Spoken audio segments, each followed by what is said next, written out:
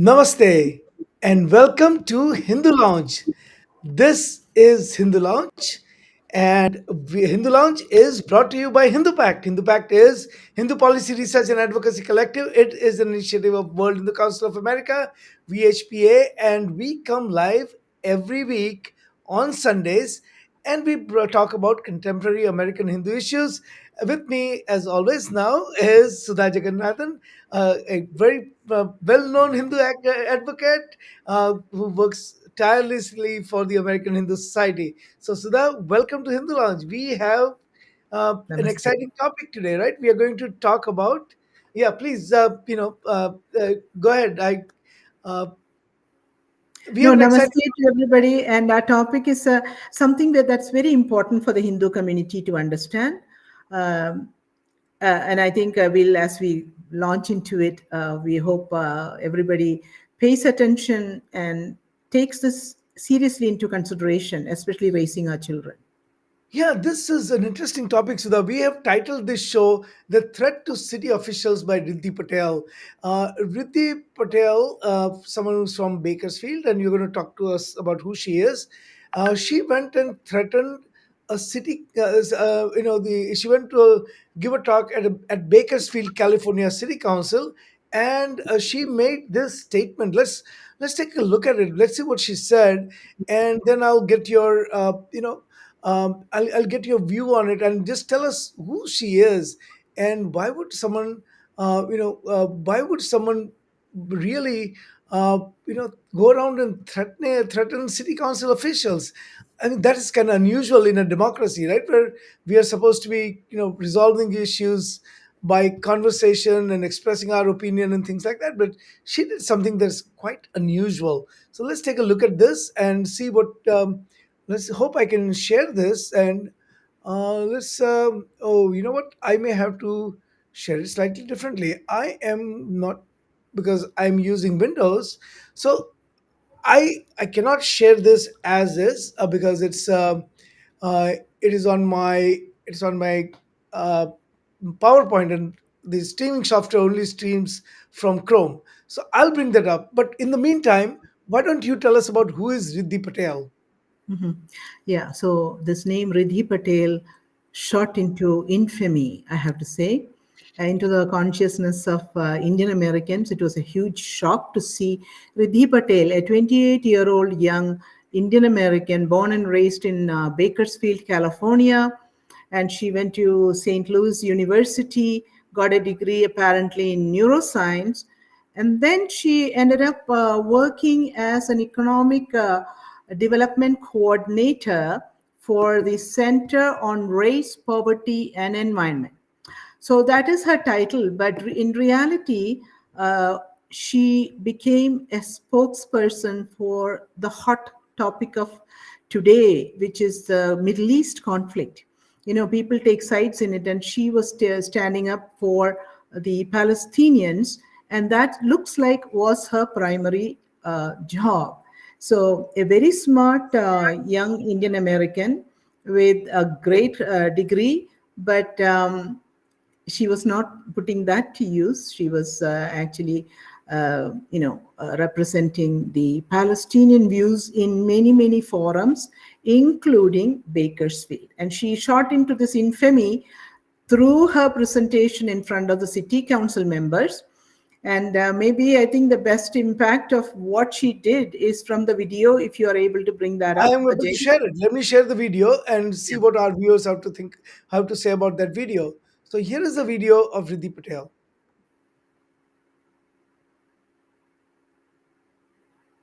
It's very clear to me, as someone who's been an organizer for the past couple of years, that none of you care because you guys don't care about anything happening in Palestine or any other country where oppression occurs because you don't care about the oppression occurring here. And I understand that you guys are all horrible people, but the thing is, 2,300 people being evicted in the last year, those are votes. And you guys, those are votes to win here in Bakersfield. And while you guys parade Gandhi around, as a Hindu holiday called Chaitra Navratri starts off this week, I remind you that these holidays that we practice, that other people in the global south practice, believe in violent revolution against their oppressors. And I hope one day somebody brings the guillotine and kills all of you. Increased criminalization for no need other than you don't like when people come and hold you guys accountable for introducing ceasefire resolutions, because the only escalation in violence has been by you all. And so there's no need to continue. In the last 5 years I've attended city council meetings, there's never been metal detectors, there's never been more cops. The only reason you're doing it is because people actually don't care if you guys don't like them, and they're actually resisting, so you want to criminalize them. So regardless of whether you elect people into office, they'll backstab you, they'll let you die, and for that reason, you guys want to criminalize us with metal detectors, we'll see you at your house, we'll murder you. Wow. Oh God, I'm in shock looking at it. But Unbelievable, right? unbelievable. But she was not very coherent if you look at it and understand. She was all over the place. She was talking about local issues in Bakersfield. Then she switches to Palestine. Then she drags in poor Mahatma Gandhi, and then she brings in Hindu Navaratri. What does all of this have to do with anything happening in Bakersfield? But all of So that much is anger. but all of that is accepted as free speech in America. I mean, so if you want, we can also listen to what the vice mayor said about all of this and then get back into the We discussion. will. So, I mean, this is a person who obviously is very passionate, but passionate to that extent that she is going around threatening city council officials with violence and murder. I mean, Yeah. I think one of the things that we'll do in this show for all our viewers who are watching is we'll analyze as to how a Hindu youth, American Hindu youth, get that level of anger to so that they stand up in a city council meeting and threaten the city council officials that they are going to be murdered, no less. So let's look at a couple of other videos that that will give you a 360 view of what you know what she was trying to say and what happened to her. So we'll see both the videos of a what happened to her, and B, what the vice mayor of Bakersfield city council had to say. So here are the couple of other videos for everyone to watch. So this is the video that we already watched. This is the second video of now. Let me go to this one first. So this is the one with the vice mayor, I believe. Let's check this out. Just a second.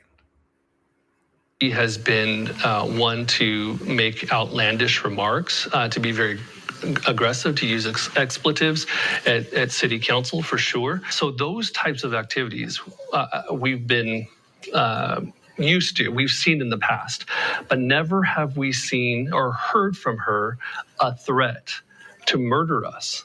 And that crosses a line. Bakersfield Vice Mayor Andre Gonzalez also says he has had at least 2 instances in which Patel approached him outside of City Hall and accosted him. And also in private settings when I'm out to dinner, for example, she's come up to my table and cussed me out in front of the entire restaurant. The officers are going to... Riddhi Patel was arrested at last Wednesday's city council meeting after telling city council members, quote, "You guys want to criminalize us with metal detectors? We'll see you at your house. We'll murder you." And take a look at this one, so that before we start talking about it, this is what I guess she had this moment of repentance after that, huh? We don't know if it was repentance or feeling sorry for herself. Yeah. So let's take a On look at this. Wednesday, Riddhi Patel was escorted from the city council meeting after threatening council members who were weighing a Gaza ceasefire resolution. They also expressed outrage over the presence of new metal detectors at City Hall. They were booked on 8 counts of intent to terrorize and threatening state officials with a $2 million bond. Today, Patel pleaded not guilty. Pro-Palestinian activism groups United Liberation Front condemned the behavior. Patel is now due back in court April 27th. Hi, I'm Rochelle Murcy. So here's what. Let's. I Let me stop sharing this. Did I share the right video, Sudha? I did not see the video, but we Oh, heard I'm it. sorry. Let me play it again. I think I was playing on the wrong window. So here we go again. Apologize to all our viewers. Here we go. That was my sharing He mistake. has been one to make outlandish remarks, to be very aggressive, to use expletives at city council for sure. So those types of activities, I'm sorry. we've been I've been sharing wrong videos, used so to. I apologize. Let me go. I have this video. I should have been sharing my other screen, and I'm sharing the wrong screen. So I apologize to all the people who are watching. I I was sharing wrong screen all along. So apologies, and here is the video. He has been one to make outlandish remarks, to be very aggressive, to use expletives at city council for sure. So those types of activities we've been used to, we've seen in the past, but never have we seen or heard from her a threat to murder us. And that crosses a line. And here we go, the other video, I was talking about the repentance. Here's the On non-repentance Wednesday, repentance Riddhi video. Patel was escorted from the city council meeting after threatening council members who were weighing a Gaza ceasefire resolution. They also expressed outrage over the presence of new metal detectors at City Hall. They were booked on 8 counts of intent to terrorize and threatening state officials with a $2 million bond. Today, Patel pleaded not guilty. Pro-Palestinian activism groups United Liberation Front condemned the behavior. Patel is now due back in court April 27th. So here is so let me start with this. What do you think brings about a behavior like this? I have to say, I'm seeing that in a lot of young Indian Americans. And I think it has to do with a passion for social justice.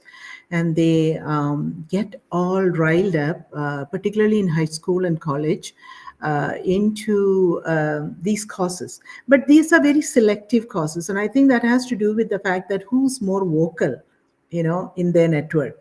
And when I say they want to latch on to a very popular social justice cause, it is also wanting to be part of a group that that they think is about social justice, right? We're seeing it in many different causes.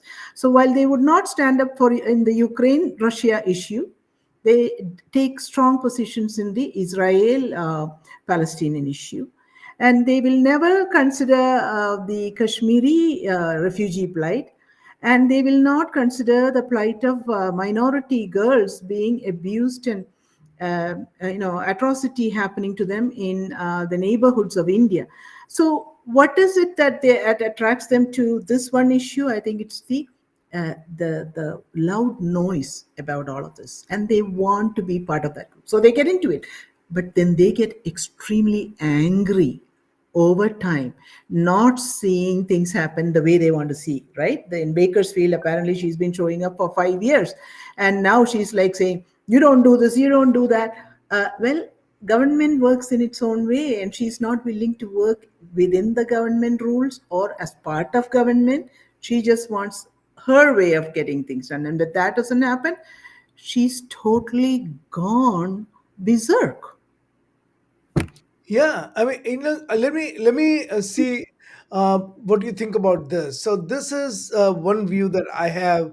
I think that uh, you know the campuses in US have been kind of taken over by the extreme leftist, and this extreme left and the Islamists, right? You see the protest at Colombia, you see the protest in other places, and protests are fine, right? We all believe in democracy, we all believe in right to protest, we all believe in First Amendment, but it is the it is not the protest part of it, but it's the intimidation of the opponents that has really taken hold on American campuses. I mean, I know if you look at the Columbia and you look at the Jewish intimidation of Jewish students or Jewish faculty members, and you say that, America is all about having a vibrant democracy where people of different opinion come on a on a platform, on multiple platforms, whether it's in physically or online platform, and have rational debate and make the democracy work in a sort of vibrant way. But that is not what is happening on campuses today. Campus is all about my view, or I'm going to intimidate you and I'm going to cancel you, or I'm going to make sure that you don't have, I'm going to deplatform you. So cancel culture, deplatform culture have taken hold of campuses. And so the aggressive activists like Riddhi Patel are, have found kind of a home, and are a training ground rather, that they take back to their homes and the city councils, and they think that, whatever they did on the campus on the ground, where they were not, where they were immune to any, any prosecution, any authority doing anything to them, law enforcement doing anything to them. They think that they have a free ride everywhere in the world, but you can't, those kinds of behaviors don't work in real life. So I think that is one. So the take over the campus by this extremist group. The second thing I see here, and is that there's a brainwashing of these students that have happened on the campus or by the faculty, because a lot of faculty, and we have seen this in case of Hindu students on various Hindu issues, that the faculty that are so extreme have been brainwashing the Hindu students on campuses. I remember when the farmers' agitation in India was going on, I met some students who have never visited a farm in their life, leave alone, or never met a farmer in their life, leave alone in America, and leave alone the farmers in India, or leave alone meeting a farmer in India. But they had bought into this narrative that there's a oppression of farmers going on, and they have to sit in America, take a year off. And I actually know someone who took a year off and work on the Indian farmer issue without knowing anything about farms ever. And so I think that is the kind of brainwashing that is also kind of going on. And we have seen it on other issues, right? We have seen it in multiple issues, that a lack of understanding and just pure brainwashing on campus by the extreme leftist faculty. What do you think about that? I completely agree with that. I think while America fought to keep socialism out of the country, socialism is in every institution now. So the left liberal, takeover of academia, setting narratives, and the collusion with the Islamist, I completely agree with it. And the Hindu kids have found a home in that. And I would say again, we have failed in establishing Hindu student councils or student associations on high school campuses. When you talk about farmers, how the issue and how the kids got caught up in it, I know parents who came and called me and said, my son came home shouting at me because of the farmers issue and Hindus causing all of it. The same way they'll come and say, my daughter came so upset that Hindus are oppressing everybody. That is because we are not encouraging our kids to go set up spaces where our issues can be brought to forefront. But there are, Islamic, Muslim Student Association. There are Asian American now who will side with we saw Oberlin campus today conducting a teaching on holy against Hindutva, and it's a violence on Muslims. So these are the organizations that do it. But so we don't have Hindu students in spaces to talk about Hindu issues. And so it's a social justice. I think we have raised very compassionate kids, very, very compassionate kids, but we have not taught them context, right? Where does compassion fit in the context of issues that are going on? And maybe that is where we have to pay attention. But it's very, very unfortunate our kids are got caught into these things. And remember, As soon as the Riddhi Patel crossed the line on First Amendment and went into threatening the officials with death, her employer fired her. The organizations that she was championing the cause for disassociated with her. She has nobody standing with her. So, what exactly was she fighting for? Who was she fighting for?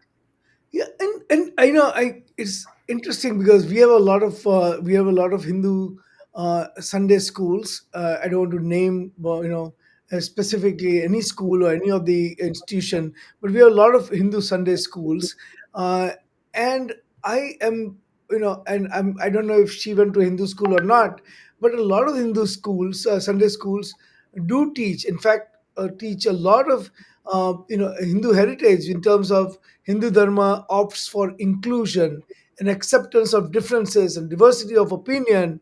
All of this is just lost on her. So I wonder if she ever went to a Hindu Sunday school or not, if she learned anything from the teachers at the Sunday school or not, because she freely quotes Hindu festivals, Chatra Navratri, but does she really understand the basics of Hindu Dharma, which is predicated on Ekam Sata Vipra Bahuda Vadanti and Vasudhaiva Kutumbakam and things like that?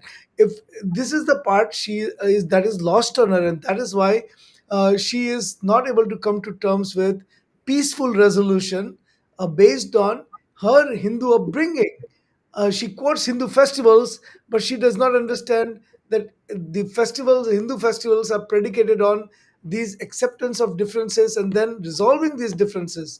And the and if you want to go in a, I think in a very desperate situation, the act of rescuing the humanity is fallen upon the gods and goddesses, and not an individual who stands up in a city council meeting and threatens the city council officials. Yeah. And I know, and one last thing I would say on that is that look, I mean, there are also, um, you know, there's a, there's a, to some extent, the parents, right, have not taught, or have not, they've taught, but they've not really emphasized this part of Hindu history. And so when a Hindu youth finds a cause, they go into this extreme position, instead of understanding and quote Hindu festivals or scriptures or whatever, instead of really understanding in depth what they really mean. Completely agree. But the problem, Ajay, is the enormous amount of narratives against Hindus that are happening all outside India, right? Particularly in the United States, in academia, in the newspapers, and even on TikTok and Instagram that these kids are hooked onto. Everything is anti-Hindu. So how, even if a child is has learned about Hindu Dharma history, he or she cannot understand how we can be good when everybody says all the time we are bad, right? That is a big problem for us. And if you look at the one of the tweets she had out there, and I put it on the slide, her high school teacher is egging her on. Dave Brewer was a high school teacher who taught her history, and she's calling, all of these people the F word, right? She's calling Nikki Haley, the Bobby Jindal, Hindu fascism, Modi, the F word. And his her high school professor is kind of egging her on, saying, "Try not to hold back." And she says, "Oh, I never do. It's your fault, Mr. Brewer. You did too good a job of educating me in history in high school." Well, what do you say to that? What kind of a teacher is that? Huh? This Yeah, is what's happening in brainwashing.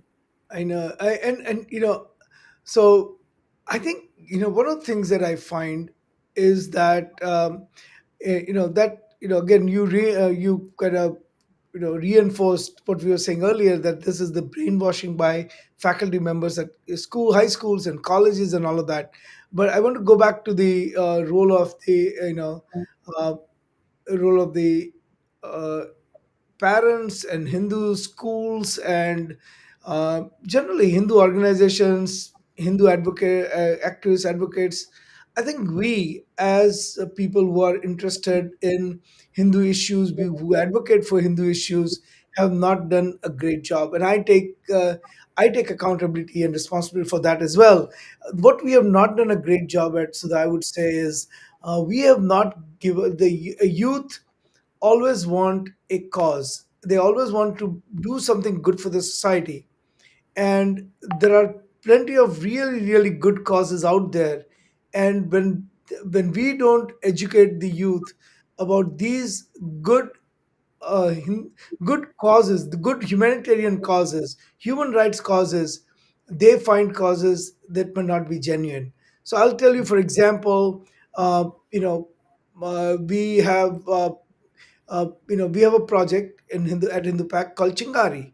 It's Coalition for Hindu Girls Abducted and Their Rights. This is about Hindu girls, three a day, mostly Hindu, who get abducted.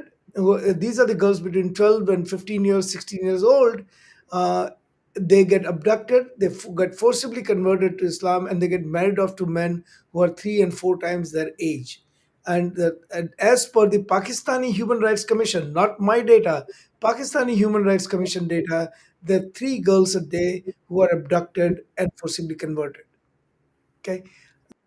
Now, this is not cause that is known to most of the people like Riddhi Patel. So then they go out and find causes that are not genuine, because they start out when they are in their middle school and high school, wanting to do something really good for the society, and they have no cause, and because we have not educated them about these causes, they have we have a history of uh, you know. Uh, violence against or against Hindus in Kashmir or Bangladesh. All the Kashmiris have basically been driven out. Hindus, Kashmiri Pandits have been driven out of Kashmir Valley after getting brutally murdered, right? And no Hindu youth knows about it. They And deny it. A lot of times they deny it. yeah, You know, the Chingari, I want to say, I'm part of the Chingari project, and so I do agree with you. We rarely have young people involved in it, and so I was thinking, like, I don't know if you know that New York Times Nicholas Kristof, of course, he's very liberal, but he does something. Every year, he takes a bunch of young students, go to South America or Africa, and take them along, and they engage in a project. We need to do that by taking our young people to India, take them to Kashmir, let them meet with the Kashmiri Muslims and the Kashmiri Hindus, go to the remote places and others, take them to the borders where the refugee camps are of the kids like Chingari kids, right, who escaped religious persecution. Expose them to that. Take them to West Bengal if you can, so they speak to and see the trauma of the Hindu women who their stories are just starting to come out. I don't think our kids understand. yeah, They yeah. live in affluence here. They have no understanding of real trauma that our people have felt. So, So, Sudha, you were talking about tribalism versus empathy. Tell us more yeah. about it. So, empathy is having a sense of compassion to something or somebody. But so it's good to have compassion and empathy. But how do you understand the context, right? So, if I'm thinking Riddhi Patel should have compassion and empathy to the Russians and Ukrainians too, but she doesn't. She doesn't even mention it. But then she drags in Chaitra Navaratri. It has nothing to do with what her cause is, which is the Palestinians. So, what I'm saying is context is important. And when you talked about Chingari, hey, empathy for those girls, they could be you, right? Why don't you realize this could be you? And we haven't exposed them to that.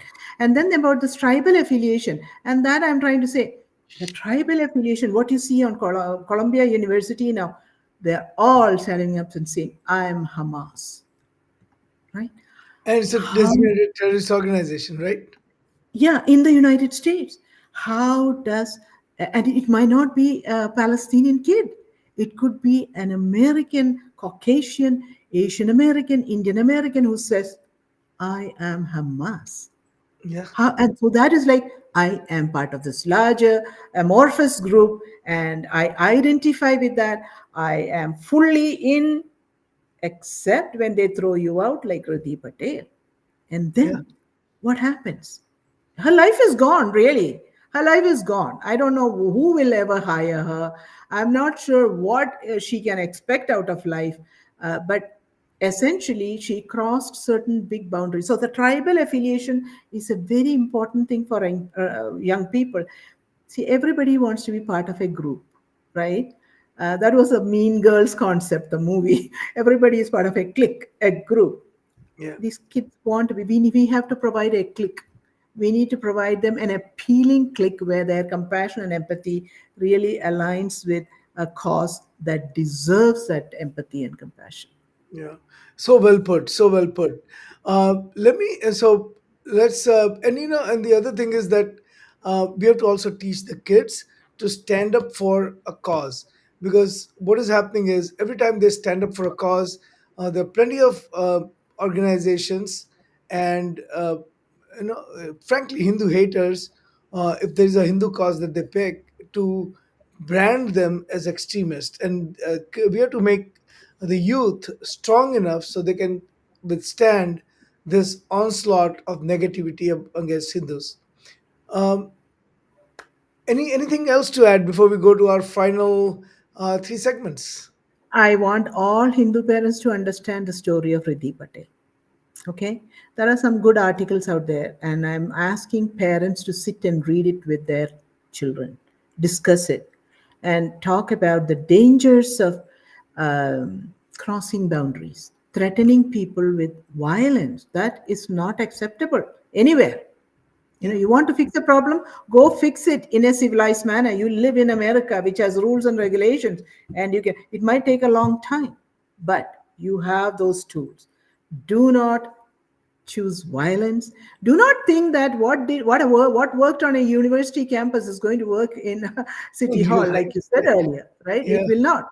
And yeah, same thing happened at Google. Remember, 28 employees fired by Google because these people came to occupy an officer's space, demanding that Google do not invest in a project with Israel. How do people get away by demanding these things? I just don't understand this anymore. You know, this is not right. I absolutely agree with you. I want to also bring up as a separate but related topic.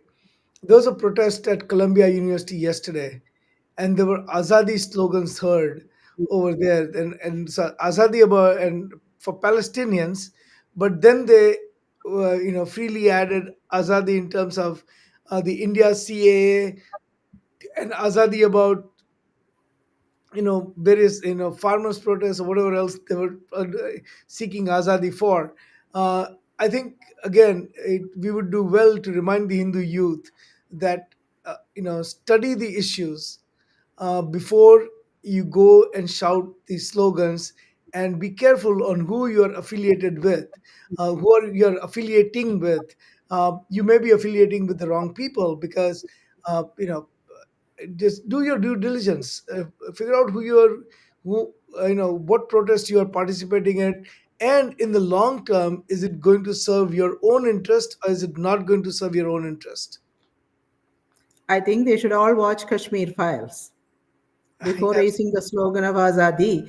And the thing is that how can something that was used by Pakistani terrorists in Kashmir to cause ethnic cleansing, mass atrocities, how did that cross continents and oceans to come to Columbia University in New York? Huh? uh, Siddharth, thank you. Let's go to our three regular segments, because we people generally wait for these three segments. So let me go to these three and get your view on all of them. So first one is fairly straightforward. We have been kind of doing it for a while. We are still doing the Shri Ram Ram Lala Yath Yatra, taking the Prasad and Akshat from the January 22nd Pran Pratishtha of Sri Ram Lala in Ayodhya. We are taking that all the mandirs. 851. This should be not around 800. It's 851 temples we are taking. And we are delivering prasad and akshat in person to all of these temples. So please, I urge everyone watching the show to go to https vhp-america.org, and if you can afford, please make a donation, small or large. Nothing is too small, and we can use all donation, even if it's $5. It goes a long way. So thank you in advance for donating to keep the the keep the feeling of bringing all the mandirs and together, and delivering the message of Sri Ram, and the prasad from the pran pratishtha and the akshat to the mandirs. The second segment that we do every week is Hindu good news of the week. People have, I have seen, Sudha, I have seen plenty of articles through the years that say that Hindus are not as generous as other communities. Tirumala Tirupati Mandir has received, even in a time when the gold prices are really, really high, Hindus have donated generously to Tirupati temple. And that is despite all the reservations that we have about government controlling the temples, especially in South. But Hindus are open. Hindus just don't publicize the donations that they make. But Hindus are generous, right? Very generous. This and sharing our good fortune. And first of all, it's like appreciation to Bhagavan. Thank you for my life. Thank you for all the good things in my life. I want to share with you. Because Bhagavan is also an entity, a person for us, personified. So we share. This is not surprising. I was on a flight in India, and from Madurai to Kochi, and the person sitting next to me saw I had all this stuff on my forehead and said, "Oh, you went to Meenakshi temple? Oh, we are going there next month because we are donating a diamond crown for the Devi and a diamond udyan, the thing you put around your waist." So they do. It's a part of our culture. We do it, and we don't talk much about it because it's between us and Bhagavan. It is not anybody else's business. Yeah, no, you're absolutely right. We just don't. We are not very good in expressing what we feel, what we donate. And finally, the Hindu hater of the week. Hindu hater of the week this week, Sudha, the organization that put up Holi against Hindutva. This So is and having a Rishad Chaudhry as the speaker, and having the most Hindu hating organization in America, Hindus for Human Rights, director of research, talk about Holi against Holi, talk against Holi against Hindutva. This is weaponizing Hindu festival against Hindus, right? they are And this trying. is it's a look. I mean, they're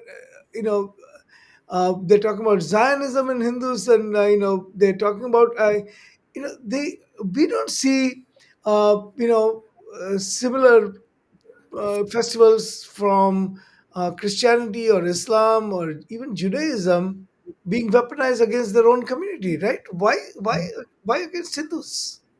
Because first of all, we have terrific festivals. We have amazing festivals.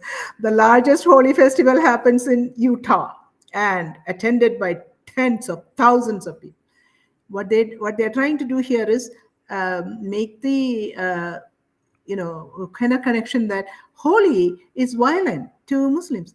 Honestly, I did not listen to this guy. I'm not sure if they're going to make it public, but I'm trying to understand what connection would they put together for Holi being violent to Muslims, right? And it was sponsored by the Asian American Alliance and Muslim Student Association.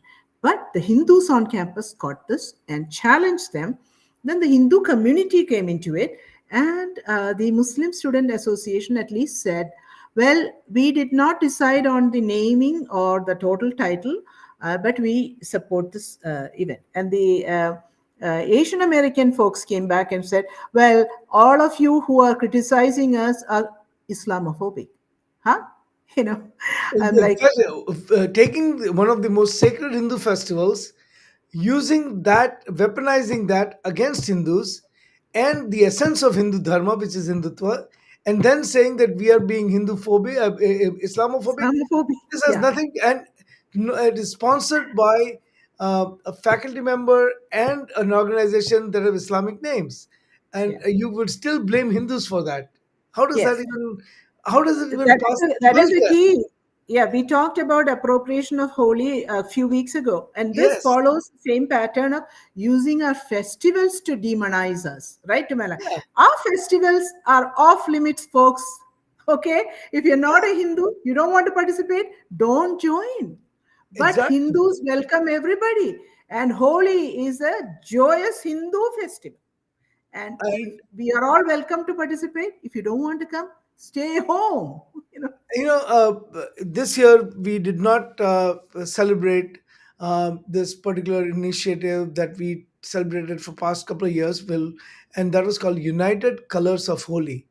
United Colors of Holi was and is an initiative, and we'll do it next year again. United Colors of Holi brings together everyone, regardless of their skin color, their race, their ethnicity, their nationality, bring them all together and impress upon them that the external differences that we have, the outward differences that we have, like skin color and other, and ethnicity and race and all the other things, they don't matter, because Hindu Dharma believes that at a level of soul, everyone is equal, and all the same God pervades in everyone, right? So it is all pervasive, we are all manifestation of all pervasive higher force, or Atman, and soul. And so these, we should ignore these color differences, and that is United Colors of Holy.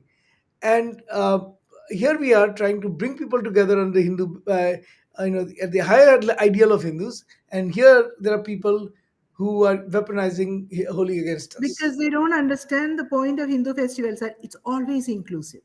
Yeah, it's not Always, about, like you said, yeah. not about race, ethnicity, jati, nothing. Everybody joins. I want to let you know this particular event. A lot of people called the university, emailed the president, and has written, and some Hindus showed up outside to protest, silent protest. We are not burning up cities. We are not blocking major highways. We did a silent protest, send a message out there, and we are letting the senators and Congress members and the governor and the attorney general know Hindu phobia and attacking Hindu festivals is not going to be acceptable.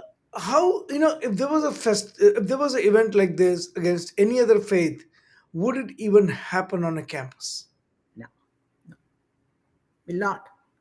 That is why we need Hindu groups or Hindu organizations on campuses to conduct events that promote the meaning of holy. And all one thing I will say is that let all of these things happen. We will continue to celebrate our festivals with more vigor, with more enthusiasm, with more people all over the world. That's how And we. that is the way to end the show, because that was a perfect statement. So, with that, I want to thank everyone for joining. Thank you, Sudha, once again. Great Thank you. conversation. This Namaste. is Hindu Lounge. Hindu Lounge is brought to you by Hindu Pact. Hindu Pact is Hindu Policy Research and Advocacy Collective. It's an initiative of World Hindu Council of America, VHPA, and we come live every week on Sundays. With that, thank you and namaste. Good night. Shubhratri.